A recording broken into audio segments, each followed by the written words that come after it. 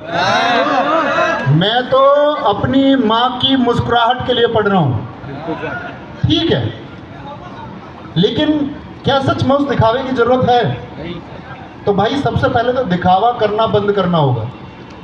और जो लड़के पढ़ाई के टाइम पर कि जी मुझको फॉलो बैक कर दो, मेरे साथ कॉलैब कर लो, फोटो खींच के भेजूंगा उसको, उससे बोलूंगा नवीन सर से मेरी रोज बात होती है, मेरे बड़े करीबी हैं, तो ये सब चीज़ों से बचना होगा।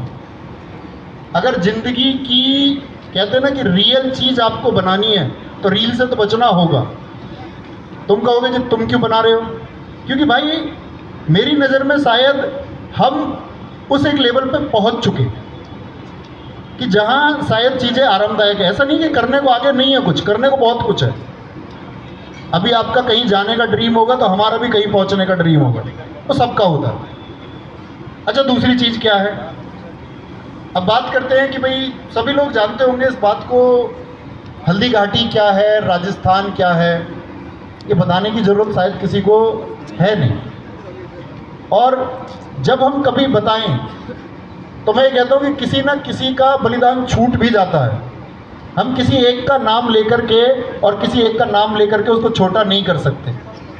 इस देश में, इस राज्य में, इस प्रदेश में हजारों लोगों ने बलिदान दिए हैं, इस पूरे देश में दिए हैं। उन सब के बलिदानों की बात यह थी कि हम सीखते क्या हैं। हम लोग यहाँ राजस्थान में जिक्र कर रहे हैं कि महान महाराणा प्रताप जी का बलिदान क्या है, सब जानते हैं। तो सीखने की ज़रूरत है। सीखने की ज़रूरत यह है कि आपको कभी भी अभाव, आपको कभी भी विपरीत परिस्थिति के आगे घुटने नहीं टेकने। ये महाराणा प्रताप जी ने आपको सिखाया। चर्चित क्यों है या हमारे दिलों में क्यों बसते हैं? क्योंकि विषम परिस्थितियों में भी घुटने नहीं टिकाए। आप में से बहुत सारे लोग हैं जी मेरा सिलेक्शन नहीं हुआ, अभी पीछे एक भाई ने बोला 0.15 से रह गया जी, मैं 0.25 से रह गया। ऐसा भी हो सकता है कि आप शायद गवर्नमेंट जॉब के लिए सेलेक्ट हो ही ना पाओ, संभव है ना। मैं यहाँ खड़े होकर झूठ बोलूं कि आप सबकी नौकरी लग जाएगी आरडब्ल्यूएस पढ़ के, पॉसिबल नहीं है ना। शायद लग जाए सबकी, आप सब होनहार होंगे तो सबकी जॉब भी लग जाए। लेकिन ऐसा भी तो हो सकता है भाई शायद हम लोग गवर्नमेंट जॉब में सेलेक्ट ना हो, तो इसका मतलब जीवन तो खत्म नहीं होता। एक भाई ने बीच में खड़े होकर बड़ा अच्छा लगा, उसने बोला जी मैं पढ़ता नहीं हूँ, मैं सिंगर हूँ। तो जिंदगी जीनी भी है, प्रेशर क्रिएट नहीं करना दिमाग पे।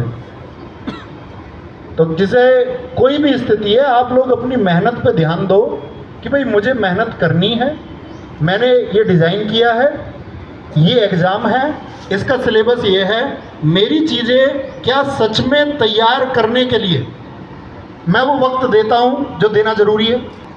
सच सच बताना, जब आप लोग रात को आराम की स्थिति में पहुँचते होंगे, और सच ही बताना मतलब खुद को ग्रेट बनाने की कोशिश नहीं करनी।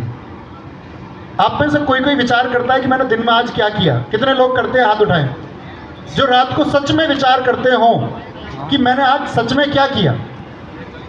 अब ऐसा तो नहीं 100% सच लोग हाथ उठा रहे होंगे, मतलब कुछ लोगों ने हाथ उठाए। तो क्या ये सच में ज़रूरी नहीं है कि आप अपने पूरे दिन को जो आप बिता चुके हैं उसके बारे में एक बार विचार करें कि जो मैं सोच रहा था मैंने उसके लिए आज काम किया या नहीं किया? सोचना चाहिए। और मेरे दोस्त, जिस दिन सोच करके तुमको ये बेटर फीलिंग आएगी कि हाँ सच में मुझे गवर्नमेंट जॉब में सेलेक्ट होना था और उसके लिए मैंने आज का दिन उसी तैयारी में बिताया है, ये फील आने लगेगा तो आप तैयार हैं। कल आलोक राठी एक साथी का मैसेज आया और मेरी बात हुई उससे पिछली बार दिल्ली पुलिस के रिजल्ट में फेल होने के बाद में। उसने बोला जी तुम तो ये कह रहे थे कि सब कुछ कर लिया तो सिलेक्शन हो जाएगा। मैंने कहा भाई सिलेक्शन के लिए मैंने कभी नहीं बोला। आप लोगों ने मेरी क्लासेस देखी होंगी, मैंने कभी ये वादा नहीं किया कि भाई मेरे जीएस पढ़ लोगे तो इतना स्कोर कर दोगे। मैंने ये कहा है हमेशा कि आप यहाँ से पढ़ते हैं और अगर पूरी तरह से उसको तैयार करते हैं, मैं वादा करता हूँ दुनिया में कोई आपकी टक्कर नहीं ले सकता। मैं ये नहीं कहता कि आप पूरा स्कोर कर दोगे, ये मेरा अपने स्टूडेंट्स में भरोसा है और लोगों ने करके दिखाया भी है। कल आलोक राठी से मेरी बात हुई, एसएससी जीडी में 160 में से 160 स्कोर है। और कल मुझसे कह रहा था भैया आप कह रहे थे कि कर सकते हैं, तो मैं बस एक कमरे में बंद था। और जब से दिल्ली पुलिस में सफल हुआ तब से इस एग्ज़ाम के लिए पढ़ रहा था। और कल स्टूडियो में आएगा तो आपको अपनी शायद स्ट्रेटजी बताई, कल परसों जब भी आएगा, बुलाया गया है। तो छत पे जैसे उसने बोला कि मैंने खुद को कमरे में अकेला कर लिया। अकेले का मतलब क्या है कि आप जो करना चाहते हो उस लाइफ को जीते भी हो या नहीं। क्या सच में तुम कैपेबल हो वो नौकरी लेने के? हम कह रहे हैं कि हम अपनी मुस्कुराते पिता या मुस्कुराती माँ के चेहरे के लिए सफल होना चाहते हैं। तुमको दुनिया के, अगर मैं बात करूं मुस्कुराती माँ और हमको अपने मुस्कुराते पिता का चेहरा देखना, तो किसी की बेटी जो है या हमारी जो बहन है उसका भी सम्मान बनता है कि नहीं बनता? बनता है। ये झांकने का क्या मतलब होता है कि लड़की बोल रही है झांकते हो? तो खुद को भाई बेहतर बनाना है। एक सिपाही, इंस्पेक्टर, IAS, PCS, उद्योगपति, नेता बनने से कुछ नहीं होगा। इस देश में नेताओं ने खुदकुशी की है, सफल IAS, IPS लोगों ने, सफल उद्यमियों ने। तो इसका कोई अर्थ नहीं है। अगर खुद को बेहतर नहीं बना पा रहे हो ना, तो फिर उस सफलता का कोई अर्थ नहीं। तो वो पोटेंशियल तुम्हारे अंदर होना चाहिए। मेरी गर्दन नहीं घूमेगी मतलब नहीं घूमेगी। और दुनिया में ऐसी कोई ताकत नहीं बनी, ये महाराणा प्रताप जी ने आपको सिखाया कि मैं अगर गर्दन नहीं घुमाऊंगा तो नहीं घुमाऊंगा, मैं पीछे नहीं हटूंगा तो नहीं हटूंगा। मेरी गर्दन तुम काट के ले जा सकते हो, लेकिन गर्दन मेरी तुम घुमा नहीं सकते। लोग परेशान हो रहे हैं। मोहल्ले में किसी ने बताया कि मैं लाइब्रेरी में जाता हूँ, और उनकी चर्चा दरअसल में लाइब्रेरी का पूरा दिन तैयारी में नहीं गुजरा। उसका दिन गुजरा तेरा मॉक में कितना स्कोर है, मेरा मॉक में कितना स्कोर है, पिछले मॉक में कितना था, अगले मॉक में कितना होगा। तो दूसरे के स्कोर से नहीं डरना, दूसरे को अपने साथ बढ़ाओ। अगर तुम्हारे अंदर ताकत है ना, तो उसको भी तैयारी करो। गलत तरीके से नहीं कि ये नीचे हो जाए, इसको मिसगाइड कर दूं मैं। महाराणा प्रताप जी का एक अनसुना किस्सा मैं आपको सुनाता हूं कि महाराणा प्रताप जी, जब हल्दी घाटी का युद्ध है 1576 से पहले, इसके 10 दिन पहले की बात है, बहुत कम लोगों ने सुनी होगी। तो लोगों ने मानसिंह की खबर दे दी महाराणा प्रताप को कि जी मानसिंह निहत्था है और रैकी करने आया है, कुछ स्थितियों का पता लगाने आया है। आप सब जानते हैं कि महाराणा प्रताप जी का मैसेज सिर्फ वीरता का मैसेज नहीं है। महाराणा प्रताप जी ने इस देश को मैसेज दिया है कि आपको हर वर्ग के व्यक्ति को अपने साथ लेना होगा। उनके साथ भील, राजा, हर जाति, हर धर्म का व्यक्ति है।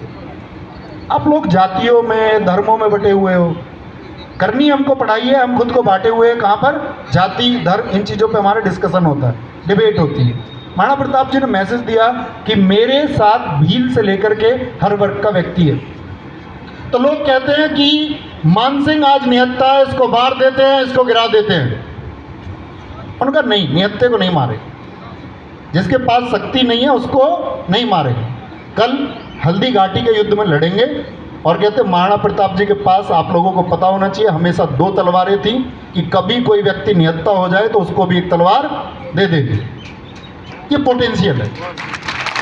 आप अगर इस बात पे खुश हो रहे हैं ना, आपके जो दोस्त है वो पढ़ाई में कमजोर हो रहा, नहीं, उसको भी तलवार देंगे।